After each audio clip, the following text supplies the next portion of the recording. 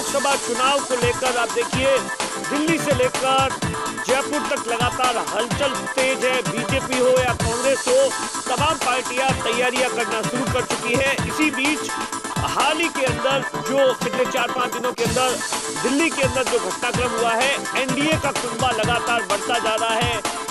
देश के प्रधानमंत्री और बीजेपी की ओर से जयंत चौधरी को यूपी से उनकी पार्टी है वो भी अब ऐसा बताया जाता है कि एनडीए के अंदर शामिल हो रही है। महज औपचारिक घोषणा बाकी है। ऐसे में सबसे बड़ा सवाल है कि राजस्थान में जाट वोट बैंक को साधने के लिए क्या बीजेपी एक बार फिर से हनुमान बेनीवाल को के साथ में समझौता करेगी? क्या एक बार फिर से हनुमान बेनीवाल है वो एनडीए का साथ लोकसभा चुनाव के अंदर देंगे? क्या हनुमान बेनीवाल की बीजेपी के साथ में लोकसभा चुनाव को लेकर कोई बातचीत चल रही है? ये तमाम सवाल है जो कि जयंत चौधरी के एनडीए के साथ जाने की खबरों के बाद में तमाम तरीके से राजस्थान के अंदर, जयपुर के अंदर से लेकर दिल्ली तक लगातार ऐसी चर्चाएं चल रही।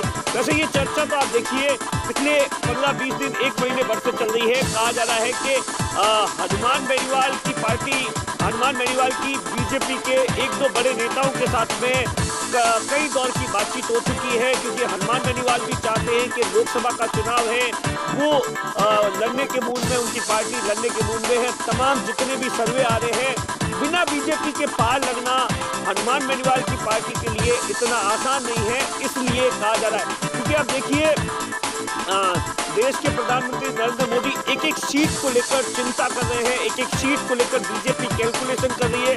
जहां पर भी उन्हें ये लग रहा है कि थोड़ी बहुत भी कमजोरी है, तो वहां पर ऐसी रणनीति बनाई जाए ताकि वो जो सीट है वो या तो बीजेपी के पास ना जाए या एनडीए के पास ना जाए। तो राजस्थान में मोटे तौर पर कहा जा रहा था कि नागौर बीजेपी की सबसे कमजोर कड़ी है, कमजोर सीट है, जहां पर बीजेपी अगर ये चुनाव बिना बेनीवाल के लड़ती है तो हो सकता है कि यहाँ थोड़ा पेच फंस जाए।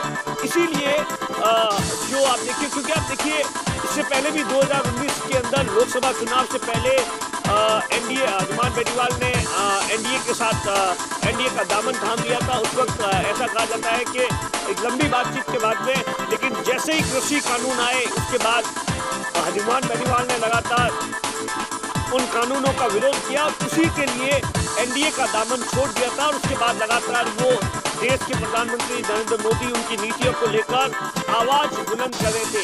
लेकिन वर्तमान के अंदर जिस तरीके के हालात बन रहे हैं, ऐसे हालातों में अब देखिए इस बार का जो विधानसभा का जो चुनाव हुआ वो भी हनुमान बेनीवाल की पार्टी को बड़ी उम्मीदें थी। तीसरा मोर्चा बनाया था, चंद्रशेखर रावत के साथ लड़कर चुनाव लड़े थे, लेकिन किसी भी तरीके की सफलता नहीं मिली। उल्टा 2018 से जिस तरीके से 3 विधायक जीते थे उससे भी बुरा हाल हो गया।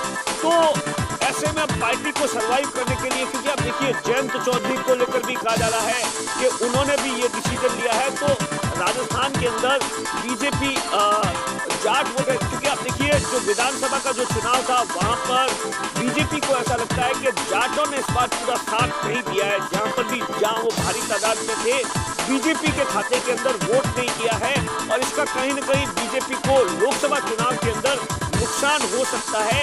इसीलिए कहा जा रहा है, क्योंकि आप देखिए हनुमान बेनीवाल, जब से ये खबरें आई है कि हनुमान बेनीवाल की एनडीए के अंदर वापसी हो सकती है या बातचीत चल रही है, इन तमाम खबरों को अभी तक हनुमान बेनीवाल की पार्टी या हनुमान बेनीवाल की ओर से खारिज नहीं किया गया है, ना भी इस पर कोई भी प्रकार का रिएक्शन किया गया। हमने उनके आसपास के बहुत से लोगों से बातचीत करने की कोशिश की, तो जो जानकारी निकल कर आई उसमें ये कहा जा रहा है कि अंदर खाने हनुमान बेनीवाल का मन बीजेपी के साथ में है। हालांकि इस बात की कोई पुष्टि नहीं कर रहा है।